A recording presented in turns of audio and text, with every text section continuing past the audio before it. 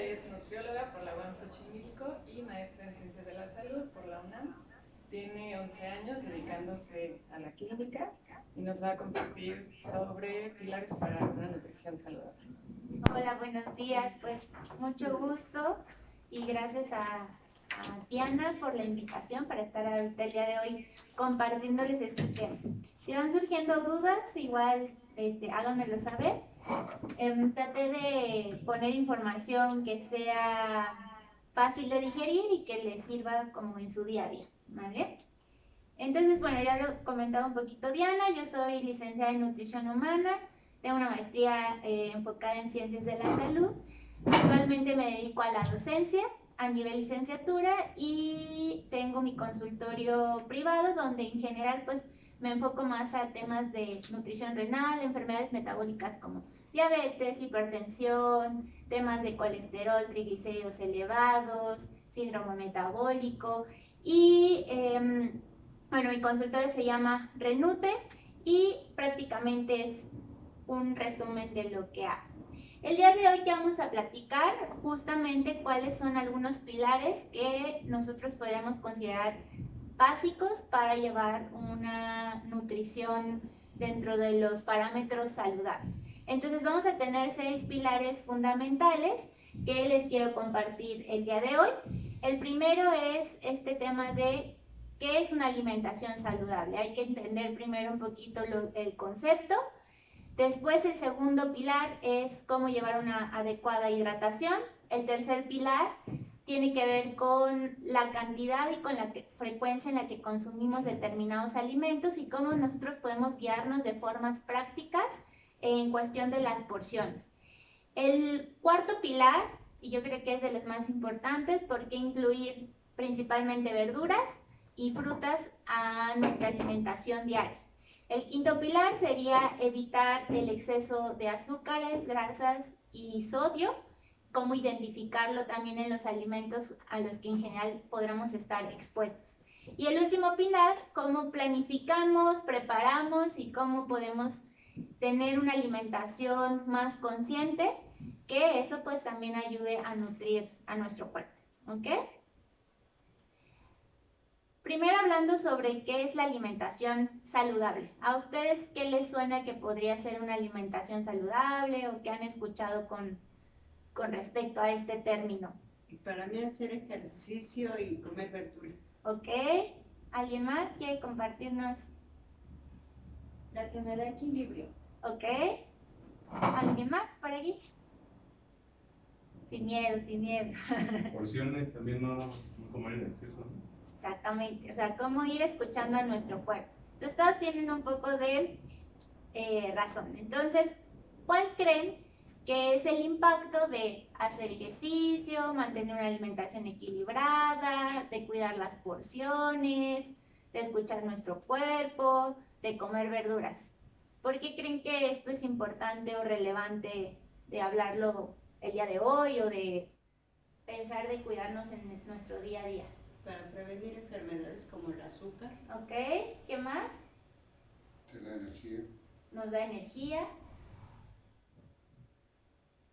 Para sentirse bien. Para sentirse bien, ¿no? Entonces también es un cúmulo de cuestiones que la alimentación pues básicamente es nuestra gasolina, ¿no? Sin ella prácticamente pues probablemente se adapta cuando no le damos alimento, pero a largo plazo puede tener ciertas repercusiones negativas, como cuáles. Justamente algo que platicaban es este tema de la prevención.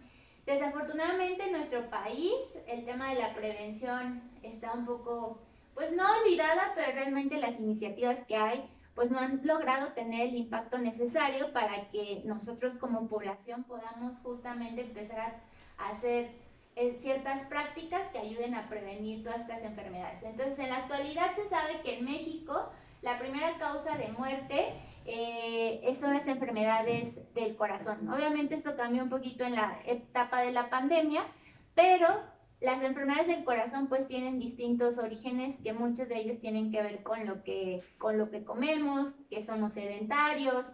Entonces, pues esto incrementa nuestros riesgos de enfermar de corazón. Por otro lado, también tenemos un tema importante que aunque es multifactorial, sí también una de las causas principales es cómo nos estamos alimentando y cómo nos estamos moviendo, es el tema de la obesidad. Se sabe que el sobrepeso y la obesidad en conjunto actualmente aqueja al 73% de la población mexicana, y a partir de estas se pueden desencadenar otras situaciones, como ya mencionaban, temas de alteración en nuestra glucosa. Se sabe que en la actualidad más o menos hay casi 9 millones de mexicanos detectados con diabetes, pero hay más de 12 millones que ni siquiera saben que la tienen.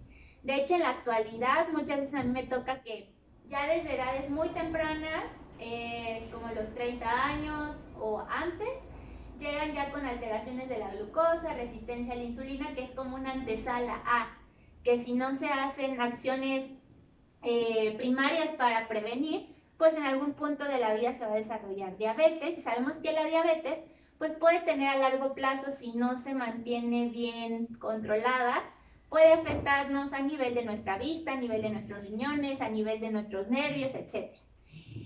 El otro 28% de la población mexicana tenemos temas de alteraciones de de las placas de grasa que se van acumulando en nuestras arterias. Generalmente, los factores que las pueden hacer que se incremente es el tipo de grasas que consumimos, sobre todo de alimentos industrializados, esas famosas grasas trans que seguramente han leído en las etiquetas, que lo escuchan en distintos foros de información.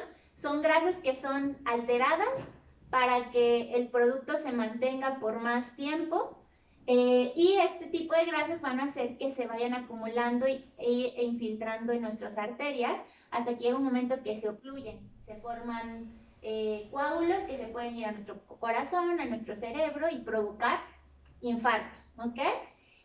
El otro 30% de la población mexicana también puede padecer o está padeciendo hipertensión arterial, que también pues impacta con el tema de enfermedades del corazón, y sobre todo esta se puede relacionar también por un excedente de consumo de sodio. Entonces es lo que vamos a ir abordando un poquito con esta plática, porque la idea es de que podamos prevenir todo este tipo de situaciones.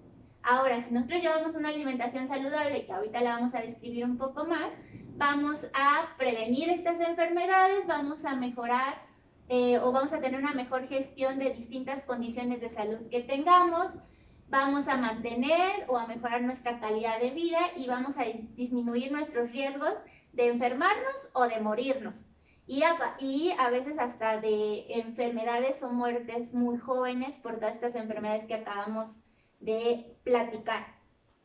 Ahora, todas estas enfermedades también nos quitan años de vida, de tanto a nivel laboral como de calidad de vida. Entonces es muy importante por esta razón la prevención, ¿ok?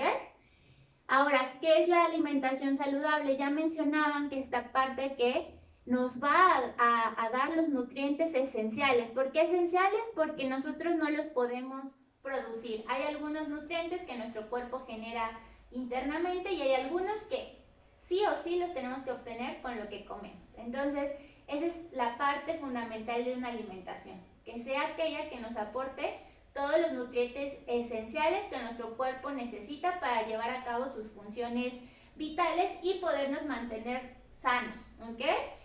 ¿Qué nutrientes son los esenciales? Proteínas, carbohidratos, grasas, vitaminas, minerales y el agua. Entonces, todas van a ser necesarias y en distintas cantidades para cada quien, dependiendo de varios factores que ahorita vamos a platicar. Y entonces, seguramente han escuchado la palabra dieta. Cuando escuchan dieta, ¿qué se les viene a la mente? La nutrición continua. ¿Ok? Tu día a día, tu comer de día a día. ¿Alguien más?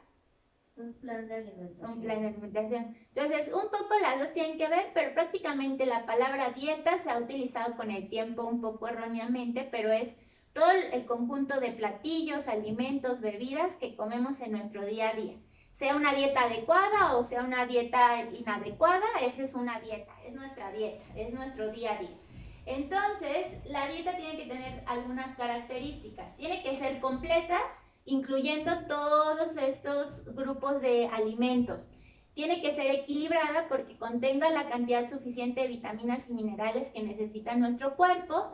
Variada en cuanto le demos una gama amplia de frutas, una gama amplia de verduras, una gama amplia de proteínas, porque cada uno nos va a dar nutrientes distintos que no nos da el otro. Por ejemplo, una fruta nos va a dar ciertas vitaminas que no nos va a dar a lo mejor las verduras. Y las proteínas que vienen de origen, por ejemplo, animal o vegetal, no nos van a dar lo mismo que nos da la fruta y la verdura. Entonces, por eso las tenemos que tener todas en nuestro día a día. Inocua, porque es muy importante a la hora de lavarlas, de prepararlas, estar garantizando que no nos vamos a enfermar. Suficiente en cuestión de que se adapte a si hacemos ejercicio, si estamos en distintas etapas de la vida, de embarazo, de ya adulto mayor, si estamos todavía en etapa de crecimiento, etc.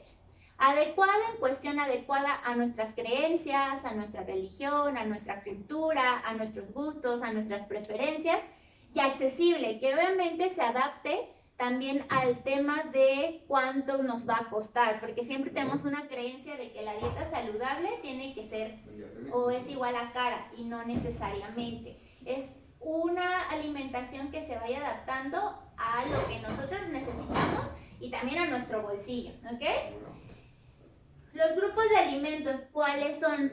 Estos son los grupos básicos. Proteínas, que generalmente las proteínas las vamos a encontrar en el pollo, en el pescado, en la leche, en los quesos, en el huevo, y son importantes porque forman a nuestras hormonas, a la estructura muscular, a nuestro sistema inmune, hacen distintas funciones en nuestro cuerpo, entonces son fundamentales. Los carbohidratos son todo lo que son cereales, tortilla, arroz, pasta, pan, y vamos a tener otro grupo dentro de los carbohidratos que vamos a conocer como los carbohidratos simples. Los simples son todos los que ya son alterados también como por la industria, el pan, las galletas, los cereales de caja, los refrescos, los jugos. Las grasas, pues son todas estas grasas que nos van a dar también un poco de energía. Bueno, por ejemplo, los carbohidratos principalmente nos van a dar un aporte de fibra y de energía en nuestro día a día. Las proteínas principalmente nos van a dar proteínas, un poco de grasas, y las grasas principalmente nos van a dar energía. Pero de estas también hay grasas que son un poco más benéficas, como las que vienen del aguacate, del aceite de oliva, de las nueces, de las almendras, por su tipo de composición química. Y aquellas que vamos a tratar de evitar, la manteca, la mantequilla, todo lo que esté en la panadería, carnes que tengan distintos tipos de grasa, etc. Y vitaminas y minerales que vamos a obtenerlas principalmente de las frutas y de las verduras, ¿ok? Ahora, ¿qué nos dan? Es que decías que las grasas nos dan energía, las vitaminas y minerales, ¿qué efecto tienen? En conjunto con las grasas, por ejemplo, son fundamentales porque si no comemos grasas, hay algunas vitaminas que se llaman vitaminas liposolubles que no se van a absorber si no hay grasa. Por eso tampoco la podemos eliminar de nuestra dieta. Por ejemplo, la vitamina E, la vitamina K, la vitamina D, necesitan de la grasa para que éstas se puedan absorber y hacer su función en nuestro cuerpo. También, por ejemplo, las hormonas que tienen que ver con nuestras características sexuales, como testosterona, como progesterona, en su base tienen colesterol. Entonces, si también nosotros eliminamos por completo el colesterol, podemos tener a largo plazo alteraciones hormonales, porque también son necesarias para la formación de este tipo de hormonas. Entonces, si estas grasas, aparte de darnos energía, son necesarias para otras funciones vitales de nuestro día a día, ¿vale? ¿Alguna otra duda hasta aquí? ¿Pero no? Perfecto. Ahora, en cuanto a la hidratación, el agua se requiere para todos los procesos fisiológicos y a nivel celular. Aunque nosotros no lo veamos, es el líquido vital, como nos lo han dicho por mucho tiempo. Acuérdense que en promedio eso puede variar de entre un individuo a otro, pero el 60% de nuestro cuerpo en promedio es de agua, ¿ok? A lo mejor no alcanzan a ver lo que dice, pero les voy a ir yo compartiendo para qué nos sirve el agua. Por ejemplo, un dato principal es que nos ayuda a la concentración y a tener un mejor rendimiento.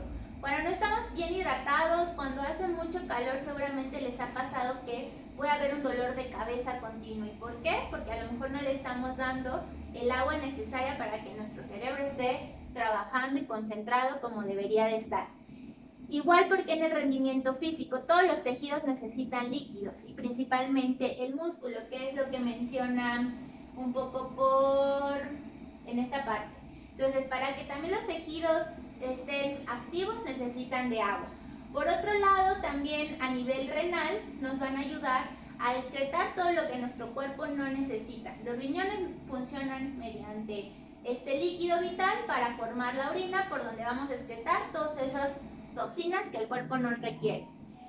Si no hay ese líquido, eso se concentra y seguramente a veces les ha pasado que si de repente no tomamos suficiente agua, esa pipí se puede poner un poco más oscura, podemos tener algunos malestares porque no estamos tomando el líquido necesario. Por otro lado, regula nuestra presión arterial. También es parte importante para que se transporte la hemoglobina. La hemoglobina son nuestros glóbulos rojos, son lo que van a llevar oxígeno, hierro a todos nuestros tejidos. Y si no hay agua suficiente, pues esa hemoglobina no va a llegar a nuestros tejidos y no va a recibir ese oxígeno necesario para que también haga las funciones que se necesitan. Por otro lado, también nos ayuda a lubricar articulaciones. También si no están bien hidratadas esas articulaciones nos pueden doler, nos pueden tronar esas rodillas o cuando hacemos algunos movimientos va a haber malestar porque no está suficientemente hidratada esa estructura. También nos ayuda a poder absorber de manera óptima todos los nutrientes que vamos a consumir de nuestra alimentación. Entonces es fundamental que tomemos agua. Una forma básica de nosotros poder calcular cuánto necesitamos tomar de agua es que multipliquen 30, que son 30 mililitros, que es como un estándar, por lo que pesan. Entonces, si pesamos, por ejemplo, 50 kilos, lo multiplicamos por los 30 y vamos a obtener cuánto necesitamos, ¿no? En este ejemplo serían alrededor de 1500 mililitros, pero obviamente también que ustedes vayan identificando esas señales de hidratación, ¿no? Que no duela la cabeza, que no se sientan mareados, que no sientan la boca seca, que la pipí no esté oscura o también cuando está demasiado clara, quiere decir que estamos excediéndonos en los líquidos y eso pues igual, acuérdense que cualquier exceso no nos funciona, ¿ok? ¿Qué líquidos son importantes de evitar? Todos aquellos que están procesados y que contienen azúcares, porque nos van a dar algo que se llaman calorías vacías. Calorías vacías quiere decir que solo nos van a aportar energía, azúcar o grasa en exceso, pero no nos van a dar ningún otro nutriente, ¿ok? Y principalmente van a ser azúcares procesados a través de la industria.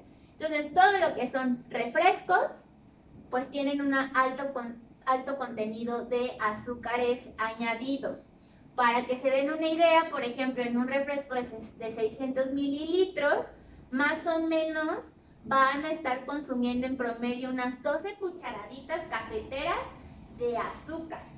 Entonces, que esa es una carga importante de energía, pero aparte es una bomba que le estamos dando a nuestro cuerpo en un solo momento, ¿ok? Y que eso pues va a hacer que se disparen nuestros niveles de glucosa, nuestros niveles de insulina, que es esta hormona que va a trabajar para que esa glucosa se normalice.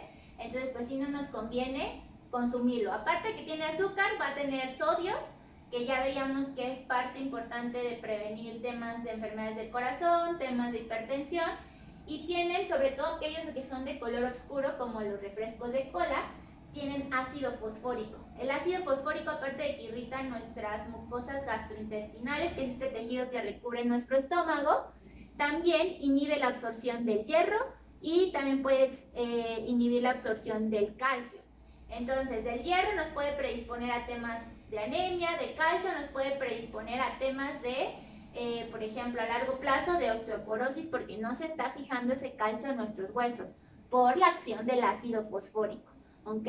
Por otro lado, los jugos, aunque sean jugos, por ejemplo, este que lo venden como muy natural, el único fresco, tiene lo mismo, azúcares añadidos. Y no dista mucho de un jugo de naranja que nosotros hagamos en nuestra casa o que lo compremos en el puestito de la esquina, porque para hacer un jugo necesitamos en promedio 6, 7 naranjas, que ahorita vamos a ver las porciones, pues eleva mucho el aporte de azúcar y cuando nosotros lo exprimimos o lo hacemos jugo, los azúcares de la fruta quedan mucho más expuestos y también van a tender a que la glucosa se eleve rápidamente en nuestro cuerpo, por ende también se va a elevar rápidamente nuestra insulina y el efecto va a ser similar entre el refresco, el jugo procesado y el jugo natural. Y generalmente, ¿qué hacemos? No nos tomamos un vasito a veces de jugo de naranja, nos tomamos medio litro, nos tomamos 1 litro. Entonces ya en 1 litro más o menos estamos hablando que hasta le estamos dando aproximadamente 24 cucharaditas de azúcar, que puede ser hasta mucho más de lo que vamos a tomar en el refresco. Y si no nos lo tomamos inmediato, en el caso del jugo de naranja, a los 10 minutos ya se perdió la vitamina C, perdón.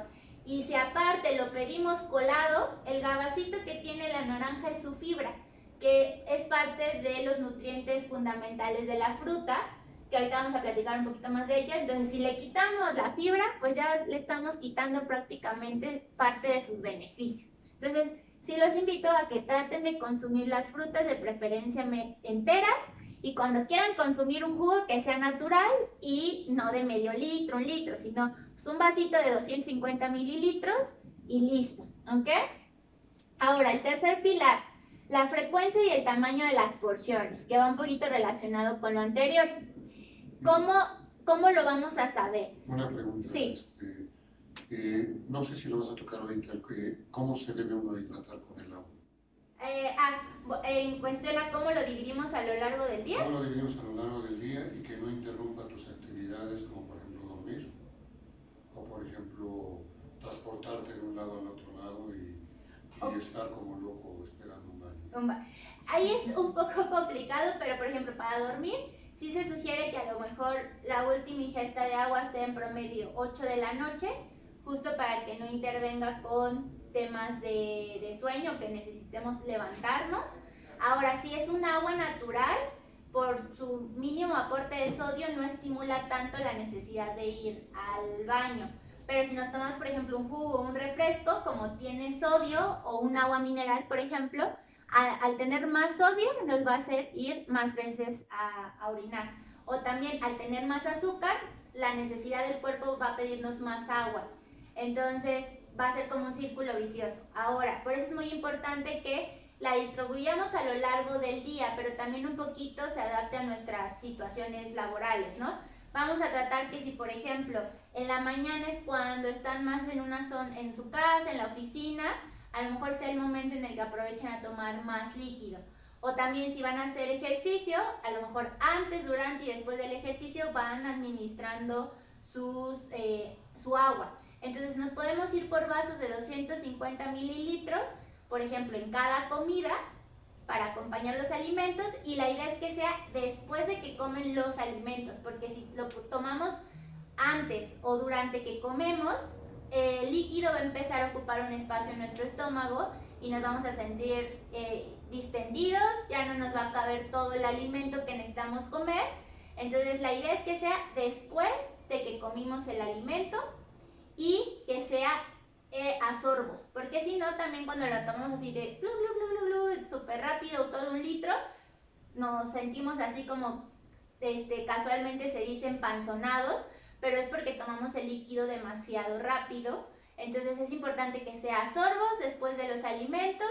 Entonces podrían dividir, por ejemplo, un vaso de 250 en cada comida de acompañamiento, y en los inter podrían ahí incluir otros 250 para poder acumular todos los líquidos que necesitamos. Otra forma es, por ejemplo, incluirlo en forma de caldos, incluirlo en forma de infusiones, incluirlo en forma de gelatina sin azúcar, incluirlo en forma de leche. O sea, al final todos los líquidos que consumamos que no tengan azúcar van a sumar dentro de los líquidos totales. Igual frutas y verduras, por su contenido de agua, de cierta manera también pueden sumar un poco a esta cantidad de líquidos.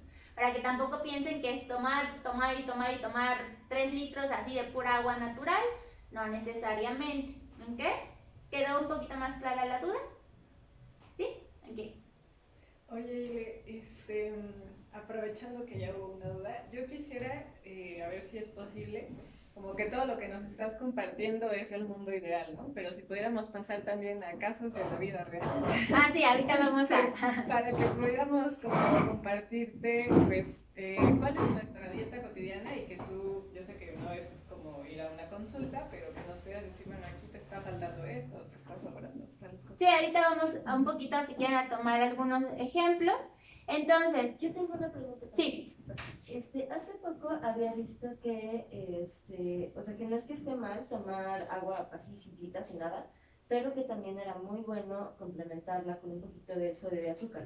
O sea, y lo que recomendaban, me he olvidado, era ponerle una pizquita de sal, un poquito de bicarbonato y una cucharada de miel. Entonces, ¿qué tan cierto es eso de que es mejor complementar el agua con algunos otros nutrientes? Con la miel no la complementaría porque al final el tema del líquido es que vaya sin azúcar agregado, aunque sea miel, al final es azúcar. En cuestión del sodio, un poco la recomendación puede ser porque ahorita en la actualidad muchas aguas embotelladas que nos venden suelen ya ser muy bajas en minerales, que es también parte de lo que nos aporta el líquido. Principalmente nos puede aportar un poco de sodio, un poco de potasio, entonces un poco de calcio, dependiendo de dónde sea el origen.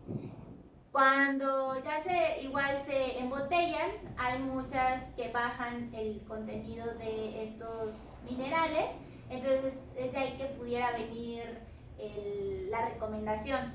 Pero la verdad es que yo les diría que no, porque de por sí ya superamos mucho el tema del sodio y todavía adicionárselo al agua, como que no. Entonces, más bien el sodio lo vas a obtener de otras formas.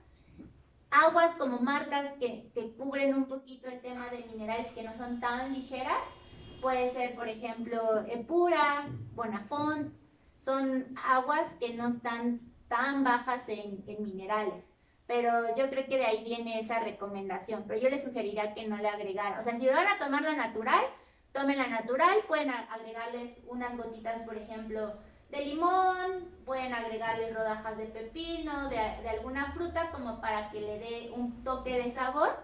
Y de paso, pues ahí están agregando vitaminas y minerales, dependiendo de qué le pongan, pero sí no agregar miel o no agregar sodio, porque ya ese tipo de alimentos lo vamos a obtener en otras comidas. Y otra pregunta, es igual, bueno, la ingesta regular y esto es, bueno, en condiciones normales, pero pasa, o sea, es recomendable hacer algo más en casos de deshidratación, como resaca o ese tipo de cosas. Sí, por ejemplo, el alcohol, el café o todas las bebidas que pudieran ser diuréticas, si nos excedemos en ellas, pues sí, evidentemente hay que reposicionar, ¿no? Entonces, ahí a veces sí puede ser útil un tipo de suero, pero igual yo les sugeriría que sea el suero que no tiene glucosa. Los sueros que tienen glucosa generalmente se utilizan en situaciones o de un ejercicio extenuante, que hablamos de ejercicio extenuante de más de 1 hora, y que va a ser y se va a mantener por más tiempo y que necesitamos reposicionar porque estamos sudando, porque está haciendo calor, o cuando hay procesos diarreicos, pues sí, ahí evidentemente la ingesta de líquidos va a cambiar. O cuando estamos hablando de una patología, por ejemplo, cuando hay una enfermedad renal, hepática, donde hay que cuidar los líquidos, pues ahí sí ya es específico a la persona que tengamos en ese momento enfrente. Pero sí, cuando hay este tipo de situaciones, pues sí podemos reposicionar en ese momento con algún suero o a suero casero, que pueden hacer, les digo, ahí sí podemos hacer nuestro suero casero agregándole a 1 litro de agua le agregamos una cucharadita de sal, le agregamos limón y ahí ya hicimos nuestro suero casero y nos lo vamos distribuyendo a lo largo del día. ¿Ok? Gracias. De nada. Entonces, retomando un poquito esta parte, todas estas recomendaciones al final ahorita son un poco generales porque se van a hacer específicas dependiendo si somos hombres, si somos mujeres, nuestra edad, nuestro peso, nuestra estatura, más que el peso es la composición corporal, cómo están distribuidos esos compartimentos, cuánto tenemos de porcentaje de grasa, cuánto tenemos de músculo, cuánto tenemos de masa ósea, cuánto tenemos de minerales, y dependiendo de eso y de la actividad física que hagamos o si estamos cursando por alguna enfermedad, van a ser los requerimientos específicos para cada quien, ¿ok? Basándonos un poquito en esto, la Universidad de Harvard ya hace varios años propuso esta distribución del método del plato, aunque aquí en México tenemos nuestro plato del bien comer y que en este año justamente se hicieron adecuaciones. Me gusta un poquito más la distribución que tiene y es un poquito más sencillo como de explicar. Entonces, la idea de este plato es que se vea de esta manera. La mitad de nuestro plato sea constituido por vegetales, idealmente para tener también una microbiota más sana, que son estas bacterias que viven en nuestro intestino, y que se han relacionado también con efectos benéficos para la salud, porque se relaciona también con temas del sistema inmunológico. Se recomienda que por lo menos usemos 3 verduras distintas en cada comida dentro de este medio plato. Dentro de la otra mitad vamos a dividirlo en un cuarto del plato que sean proteínas de origen animal y dentro del otro cuarto del plato los carbohidratos, que estamos hablando de entre arroz, tortillas, pastas, y las leguminosas que les puse aquí arriba. Al final se las puse en medio porque comparten características de ambos, aunque en realidad siempre lo ponen del lado de los carbohidratos, también tienen proteínas de origen vegetal, entonces hay que incluirlas también como parte de nuestra dieta habitual. Y las frutas como tal no las ponen aquí, pero entran dentro de este lado del plato, pero en consumo moderado, ¿ok? Por otro lado, lo que ya decíamos de la hidratación, que va a depender también de lo que hagamos en nuestro día a día, cuánto necesitamos. Y por otro lado, la utilización de aceites y grasas, sobre todo grasas, que nos promuevan el aporte de lo que famosamente conocemos como omega 3, que es un tipo de grasa que forma parte de, por ejemplo, de nuestras neuronas. Están como recubiertas por una vaina que se llama vaina de mielina, y esa vaina está hecha a partir de este tipo de grasas. Entonces, si nosotros tenemos una buena concentración de estas grasas, vamos a tener mejor concentración, vamos a tener mejores conexiones sinápticas entre nuestras neuronas, y bueno, ya platicamos el tema hormonal, etc. Ahora, dentro de este plato es muy importante también el cómo vamos a ingerir los alimentos. Idealmente, primero se sugiere que iniciemos con las verduras. ¿Por qué? Porque al ser más, van a generar más volumen en nuestro estómago. Al tener fibra, van a empezar a retener también un poco de líquidos y eso nos va a empezar a generar saciedad, ¿ok? Por otro lado, el segundo alimento que deberíamos consumir son las proteínas animales, por su composición de proteínas combinados con un poco de grasa. También van a empezar a generar saciedad en el cuerpo. Después tendríamos proteínas vegetales, que serían las leguminosas, frijoles, habas, lentejas, si es que lo tenemos en ese momento en nuestro plato. Posteriormente los cereales, que sería por ejemplo el arroz. ¿Por qué? Porque ya los carbohidratos van a empezar a poder hacer elevaciones en nuestra glucosa, pero si nosotros ya iniciamos con vegetales y proteínas, esto genera como cierta amortiguación para que esa glucosa no se eleve de golpe, ¿ok? Y finalmente, si en nuestro plato tenemos fruta, lo último que vamos a consumir es la fruta. ¿Qué pasa muchas veces lo habitual es que a veces en el desayuno iniciamos al revés. Primero nos comemos nuestra frutita, nuestro juguito y luego iniciamos con nuestros chilaquiles, que a lo mejor están combinados ahí con pollo. Y si bien nos va, hay verduras, ¿no? Ese es un desayuno muy común mexicano, ¿no?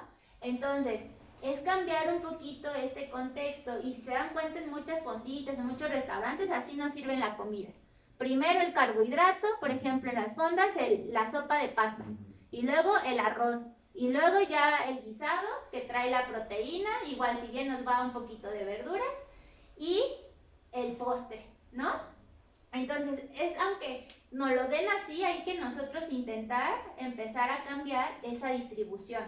A lo mejor no en todos los platillos se va a poder, ¿no? Pues si nos comemos unos taquitos de pastor, a lo mejor no se va a poder tanto así, pero ya en muchos lugares nos ofrecen que los nopalitos asados, que las cebollitas. En muchos lugares ya podemos encontrar ensaladas de todas las gamas. Entonces acompaño mis taquitos de pastor con los pepinos, con los nopales y me como primero los nopalitos y luego ya le entro al taquito. Y eso, y al final me tomo, si ya lo voy a acompañar con algo con azúcar, como el refresco, pues al final mi refresco, pero el que hayamos cambiado la forma de ingerirlos va a cambiar mucho el impacto metabólico que va a tener.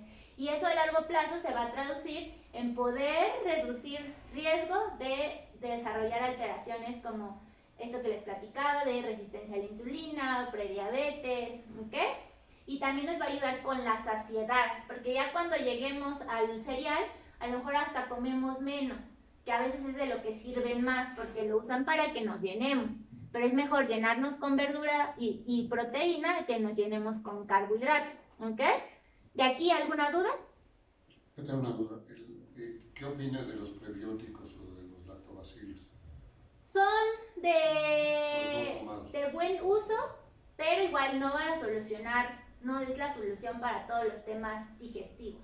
Hay que evaluar cuál es la situación del paciente, para qué se quieren utilizar y qué cepa es la que se va a utilizar, porque dependiendo la cepa es como la acción benéfica que pudiera tener. Entonces ahí sí hay que analizar específicamente la condición de cada persona. Yo lo que les sugiero siempre es en la primera consulta, y si parte de la consulta son temas digestivos, hay que hacer un coprológico. En el coprológico analizamos cómo están esas heces, si hay bacterias, si hay parásitos, si se están digiriendo bien los alimentos, porque todo lo queremos como resolver con probióticos, prebióticos, y a veces no necesariamente esa es la solución. Cuando sí son óptimos para utilizar, los utilizamos, pero pues hay que ver la condición de cada persona. Entonces los probióticos son las bacterias benéficas que le damos para mejorar nuestra microbiota, y el probiótico es el alimento de esa bacteria. Entonces también idealmente cuando los tomamos, los vamos a tomar en conjunto. También, por ejemplo, que suele ser a veces muy común el uso de antibióticos, que a veces nosotros nos automedicamos malamente. Es muy importante también no automedicarnos por esa razón, porque le damos con todo a nuestras bacterias a nivel intestinal, y cuando se consumen siempre de la mano tienen que ir acompañados, por ejemplo, con el probiótico para reparar todo eso que se llevó el antibiótico, así no lo hayan dado para la garganta. Entonces, pero pues va a depender mucho del contexto de cada persona, ¿ok? Su utilización.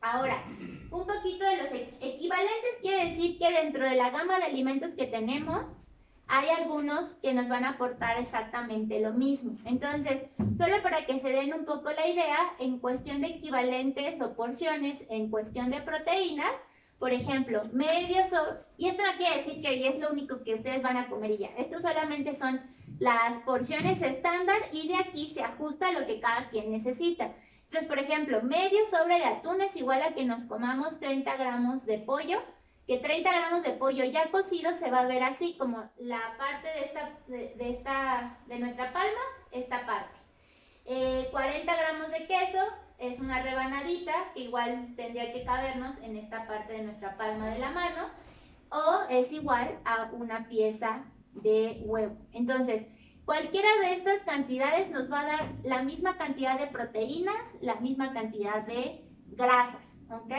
Y ya las cantidades van a ir dependiendo a lo que nosotros necesitemos en la mañana, en la comida y en la cena. Entonces, a lo mejor en un día habitual, en la mañana a lo mejor requerimos 2 porciones de proteína, pues nos comemos 2 huevitos. En la comida nos comemos 90 gramos de pollo, que es la palma completa, por ejemplo, y en la cena a lo mejor nos comemos otras 2 proteínas, que es el sobre de atún completo. Pero obviamente esto se va a ir ajustando dependiendo de lo que nosotros requiramos. Equivalentes de carbohidratos, por ejemplo, 1/4 de taza de arroz es igual a que si nos comiéramos una tortilla de maíz, o es igual a que nos comiéramos media taza de papa, o es igual a que nos comiéramos media taza de avena, ¿ok? Nos va a aportar la misma cantidad de fibra, la misma cantidad de energía y lo mismo. Esto se va a adecuar en distintas cantidades a lo que nosotros requiramos en nuestro día a día. Las porciones de grasas sin proteínas son, por ejemplo, una cucharadita de aceite de oliva, aceite de aguacate, es igual a que nos comamos 1/3 de pieza de aguacate, o es igual a que nos comamos 10 piezas de aceitunas, o es igual a que nos comamos 3 cucharadas al ras de coco rallado sin azúcar, ¿ok? Porciones de grasas con proteínas entran las semillas conocidas como oleaginosas. Entonces 10 almendras es igual a que nos comamos, es igual a que nos comamos 7 mitades de nueces o 16 cacahuates naturales sin sal, o es igual a que nos comamos 7 cucharaditas de chía al ras. Nos van a aportar la misma cantidad de fibra, la misma cantidad de grasas, la misma cantidad promedio de minerales y vitaminas, ¿ok? Y la idea es que todos estos grupos los tengamos en lo ideal, en todo nuestro día, por lo menos en las 3 comidas principales. ¿Es cierto que la chía se tiene que sumergir para que se digiera? Porque si no se pasa. Pues en general, por ejemplo, algunos tipos de semillas como es la chía, nuestro sistema digestivo no tiene la capacidad de digerirlas. Entonces, nosotros lo que hacemos al remojar, si han visto esa babita que suelta, justo esa babita es la fibra. Entonces, como que la activamos cuando la remojamos. Entonces, para que pueda ser un poco más digerible, es remojarla. Ahora, en general, la fibra, la tendencia es que es poco digerible. Por eso, una de sus propiedades es que ayuda con el tema del movimiento intestinal, y también ayuda como a ir captando moléculas, por ejemplo, de colesterol, de glucosa, y por eso tienden a bajar en nuestro cuerpo, porque no se digiere. Así como las vamos a consumir, las vamos a excretar. ¿Ok? Una pregunta. Sí. Yo tengo un poco de ser diabético. ¿Ok? Yo comía mucho dulce. Me gustaban mucho me gustan. No se me quitaba. Pero ya no lo consumo. O sea, me gustan los pasteles, el chocolate, todo eso. Pero lo sustituí por nueces. Como muchas nueces. Así como hay de almendras, macadamia de Brasil, al día. Y todos los días. ¿Eso es bueno? ¿Estoy haciéndolo bien o no? Como cualquier otro alimento, hay que porcionarlo, porque en general ninguno va a ser como en lo óptimo, como de consumo libre. Se va a ir adecuando a lo que necesitemos. Al final, aunque la grasa que nos aportan son grasas más benéficas, también es una grasa. Y si esa grasa no la utilizamos, se va a acumular. Entonces, en forma de tejido graso. Entonces, sí es un poco importante regular las cantidades que se comen para que tampoco a largo plazo tengamos un exceso de energía por este tipo de grasas. Sí va a mejorar a lo mejor su perfil de colesterol, como lo decimos coloquialmente, bueno, pero también hay que racionarlo.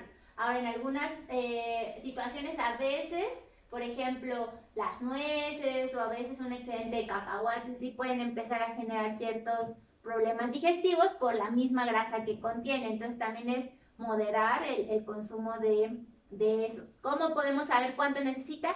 Ya que sabemos qué hace en su día a día, cuánto hace de actividad, qué es el resto que come, ya le podemos decir, bueno, pues de esto les va a tocar 2 porciones en el día, que sería, por ejemplo, que se coma 10 almendras y 16 cacahuates, ¿no? y entonces ya usted va a saber más o menos medirse en cuanto a eso. Ahora, si lo vemos nutricionalmente, pues sí es mejor que se coma esto a que se coma el pastel, por ejemplo, ¿no? Pues no es mejor, pero sí. Nutricionalmente hablando, sí, porque pues el pastel prácticamente es azúcar y grasas refinadas, y este pues nos aporta grasas buenas, nos aporta zinc, nos aporta magnesio, nos aporta fibra, sí cambia como nutricionalmente hablando, ¿ok? Ahora, que es justo esto lo que les voy a mostrar de ejemplo, porque hay que cuidar el tamaño de las porciones y la calidad del alimento. No es lo mismo comernos 2 galletas tipo Chokis, que nos dan 140 calorías, a comernos medio aguacate, que en promedio nos da 135 calorías, porque nutricionalmente las Chokis es pura harina refinada, pura azúcar, y el aguacate nos está dando grasas buenas. Ajá. Luego, no es lo mismo comerse 3 tazas de palomitas caseras, con lo mínimo de sal y aceite, a comernos 100 calorías de la misma cantidad en menos cantidad de 9 papitas que nos dan las mismas 100 calorías, y la papita es procesada, tiene otro tipo de grasas, entonces no es lo mismo. Luego, no es lo mismo comernos medio plato de carne molida tipo lasaña con medio de espagueti y un poco más de queso parmesano, que nos da 730 calorías, a esa misma a lo mejor medio plato de carne molida con medio plato de los zucchinis, que son estas como el espagueti de calabaza. Ajá. Y la mitad o mucho menos de queso parmesano, ¿ok? Entonces, que esto nos está visualmente en volumen es lo mismo que esto, pero esto nos está dando 370 calorías, ¿ok? No es lo mismo, por ejemplo, comernos una taza de fresas que nos da 100 calorías a comernos un puño de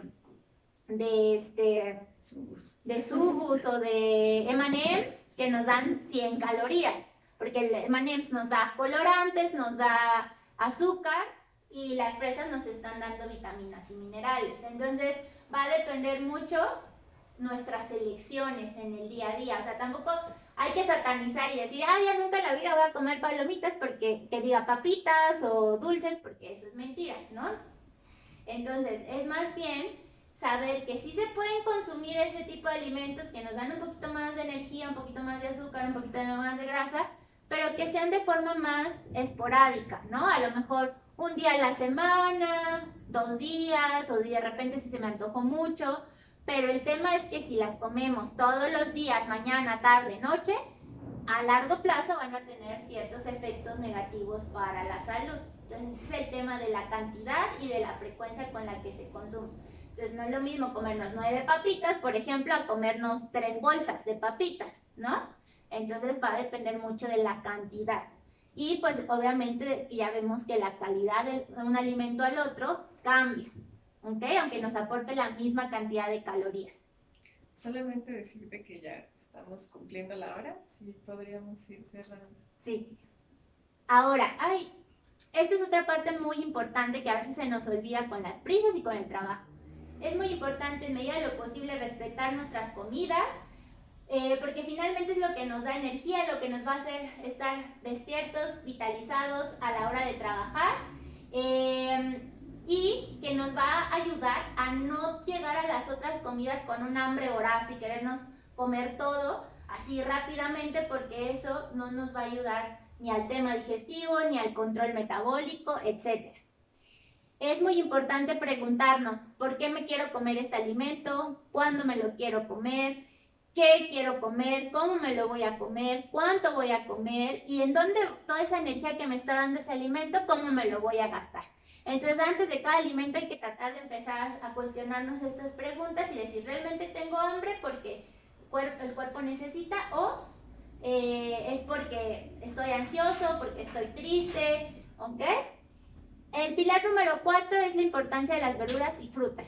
Por su aporte, ya decíamos, de la fibra dietética, también nos ayuda con el tema de la hidratación. Las frutas en específico nos van a dar un sabor a los alimentos, ambas nos ayudan con la saciedad, nos aportan antioxidantes que se han relacionado con temas de enlentecer el proceso, por ejemplo, de envejecimiento celular, nos aportan vitaminas y minerales y nos aportan, en el caso de las frutas, este tipo de azúcar que se llama fructosa. Y entre más variedad demos de verduras y frutas, entre los distintos colores, más garantizamos un aporte de nutrientes a nuestro cuerpo. El quinto pilar, rápido les voy contando, es identificar en las etiquetas, igual no lo alcanzan a ver a ustedes, pero si ustedes ven que un producto industrializado tiene más de 5 ingredientes, ya ojo, es un producto procesado, ultraprocesado. Un gran ejemplo es toda esta lista de ingredientes que tienen, por ejemplo, las galletas Marías.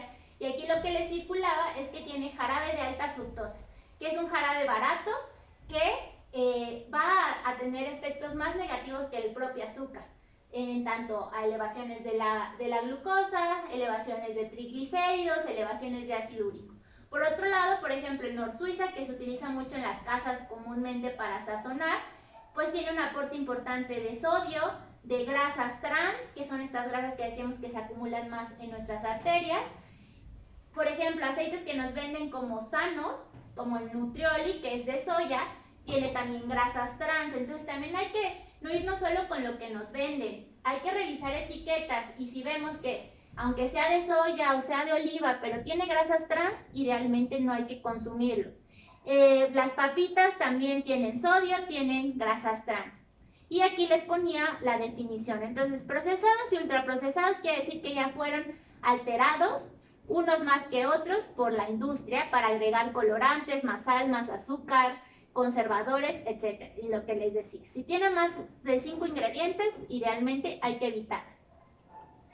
En tema del quinto pilar, planificación y preparación, hay que hacer una lista de alimentos en nuestra casa porque eso nos ayuda a planear qué vamos a comer a lo largo del día, nos ayuda a disminuir costos porque utilizamos alimentos de temporada y así logramos garantizar que vamos a consumir todo lo que necesitamos, específicamente los vegetales que a veces nos cuestan mucho. También es mejorar el valor nutricional de todo lo que vamos a consumir en nuestro día a día y si no tienen en su casa un alimento con baja calidad nutricional, no lo vamos a comer porque no nos va a llamar la atención. Hay que planificar las comidas, esto nos ahorra tiempo, nos ayuda a preparar platillos más saludables, equilibrados y variados y así también podemos tener disposición de snacks saludables como las nueces, como queso bajo en grasa, verduras, galletas a lo mejor más integrales, yogur, huevo, fruta que están más a nuestro alcance. Y lo que les comentaba, la atención plena a la hora del comer. Es importante que tengamos un lugar específico para comer, no comiendo y trabajando, porque eso va distrayendo nuestra mente de lo que nos estamos llevando a la boca. Y a veces ahí perdemos estas señales de saciedad. Entonces es muy importante comer en un lugar relajado, poder nosotros saborear, detectar esos distintos tonos de sabores que tienen los alimentos, comer lentamente nos va a ayudar a tener un mejor proceso digestivo. Y pues ya sería todo de mi parte. Muchas gracias. Aquí también así me pueden encontrar como nutrióloga Ileana Jiménez. Les dejo mis datos de contacto, Facebook. Y muchas gracias por haberme escuchado. No me quites eso. Yo estoy viendo que están... Déjenme lo corrijo porque no vi que tenía... También les mandamos tus datos. Sí. Sí, con confianza. Que me encuentran así porque los cambié recientemente y ya no lo modifiqué. Entonces se lo pongo para que lo vean grande. Así, renutre.mx y mi número de WhatsApp. Entonces cualquier duda, pregunta, pues será un gusto solucionar. Y muchas gracias a Diana por la invitación. Gracias. No, gracias a ti. No, ¿de qué? Pues les invitamos a comer un poquito de fruta aquí arriba, si quieren pasar para hacer un micro lunch. Gracias. Gracias, Ile. No, ¿de qué? Gracias.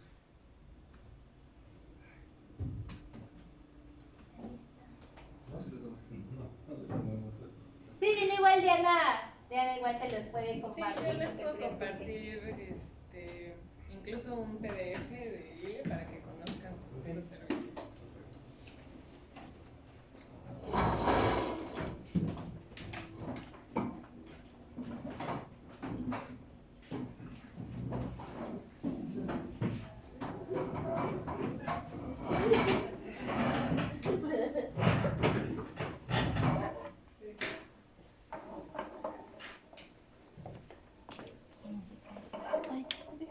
preocupes. Sí. Sí.